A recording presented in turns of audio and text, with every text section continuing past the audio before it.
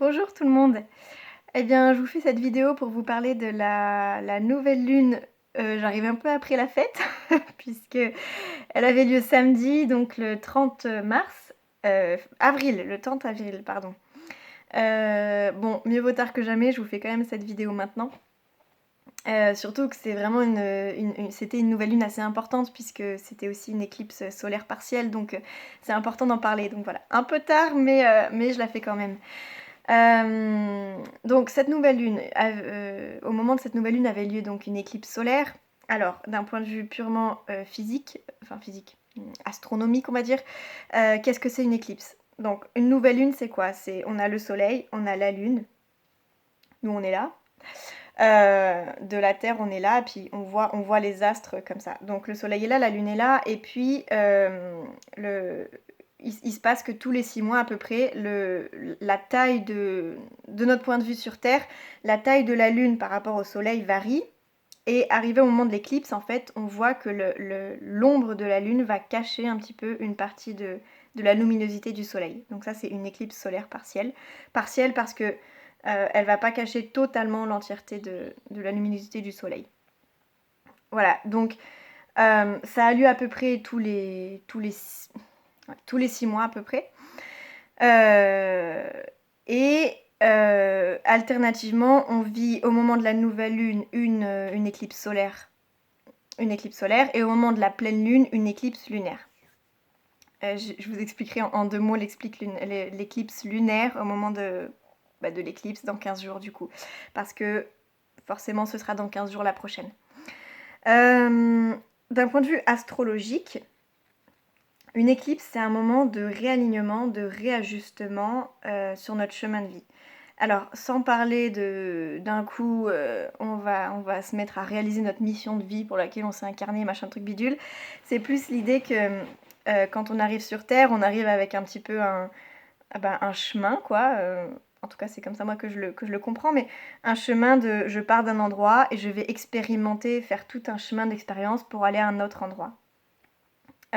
Donc en fait, ce chemin-là qui dure toute la vie, au moment des éclipses, c'est comme si on nous proposait de nous réaligner sans cesse avec où est-ce que t'en es par rapport au chemin que t'es venu décider de vivre en fait.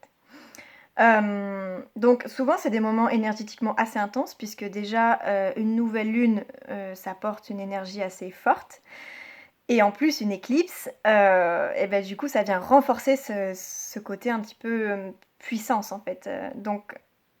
Et comme on nous propose de nous réaligner avec notre chemin, ça peut se présenter de plusieurs manières différentes, mais de 2 manières, moi je dirais. La première, c'est soit on sent à l'intérieur qu'il y a quelque chose qui monte là et on se dit ah ça colle pas, il y a un truc que je dois réajuster, je dois faire des petits réajustements pour continuer à avancer. Et dans ce cas-là, ça peut se vivre plutôt fluidement.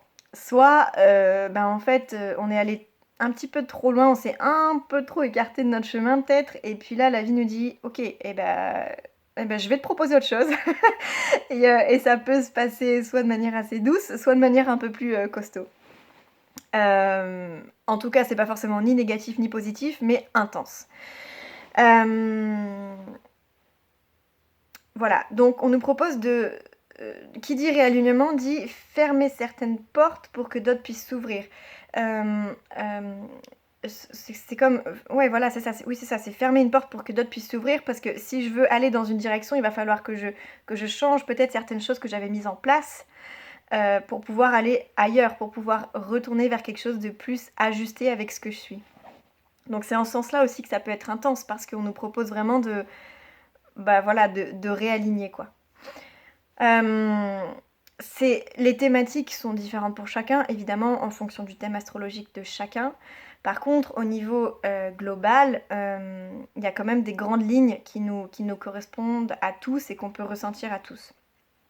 Ces grandes lignes sont celles de l'énergie du taureau, puisque pour l'année 2022, on va nous proposer à plusieurs reprises, et même jusqu'en juillet 2023, de nous réaligner avec cette énergie taureau.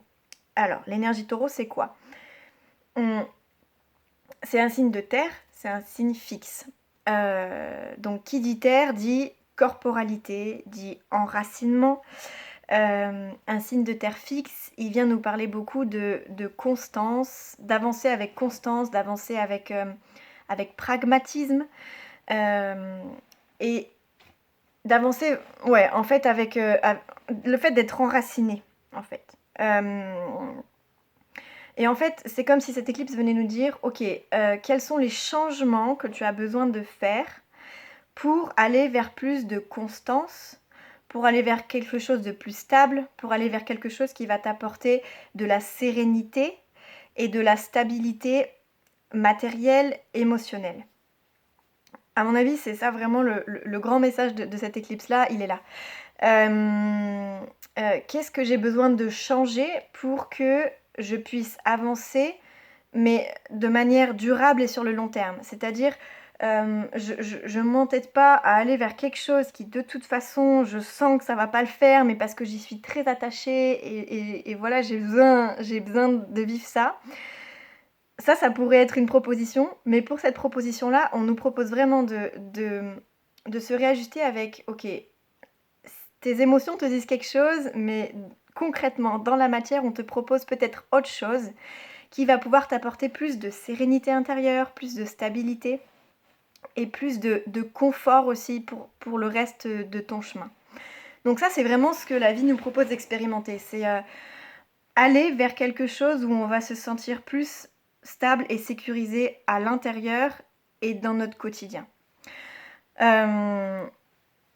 On va nous proposer aussi de faire en sorte, en tout cas, comment justement je peux mettre en place ces changements et de stabilité, en fait, dans le sens où je vais pouvoir me sentir plus stable à l'intérieur si aussi je trouve du plaisir à vivre, si aussi je trouve la simplicité de la vie. Donc tout ce qui va me ramener à quelque chose de simple, de fluide, de moins tordu, compliqué, et certes qui nous fait avancer, mais qui aussi nous pompe de l'énergie. Comment je peux le réaligner pour que ce soit plus simple et juste je profite de tout ce que la vie m'offre tel que c'est, quoi. Voilà. C'est déjà super long. Je pensais que ça allait me prendre moins de temps de dire ça, donc je vais pas mal, voilà, je vais pas aller beaucoup plus loin dans ce que je vais raconter. Il y a au moins une chose, en tout cas, que j'ai pas parlé et qui me semble vraiment importante, c'est qu'on nous propose aussi, donc pendant tout ce mois-là, on nous propose vraiment de revenir au corps, en fait. Tout ce qui va être de l'ordre du corps, de la terre, en fait, donc de son corps à soi, du corps de la terre, de tout ce à quoi on veut donner corps. Il y a aussi beaucoup dans cette énergie taureau la notion d'enraciner quelque chose, en fait, de créer quelque chose de durable et surtout de concret, de palpable, d'être pragmatique dans ce qu'on veut réaliser et de le faire, même si ça va prendre peut-être un peu de temps, même si voilà, ça va être un chemin un petit peu long, mais vers quoi je veux avancer durablement et vers quoi je veux donner forme et corps. Et comment je peux me connecter à tout ça en passant par mon corps. Il y a vraiment la notion du corps qui est très présente. Voilà.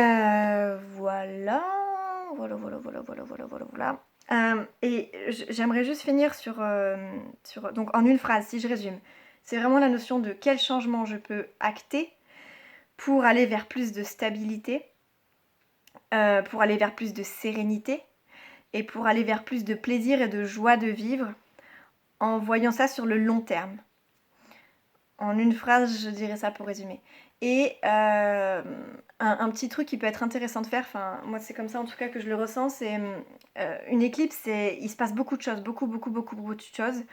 Et en fait, ce qui est intéressant, c'est qu'on peut presque regarder ce qui s'est passé à l'éclipse d'avant, puis encore avant, donc à peu près tous les 6 mois. On peut regarder, des fois il y a une trame qui se dessine et qui nous oriente vraiment vers une direction, quoi.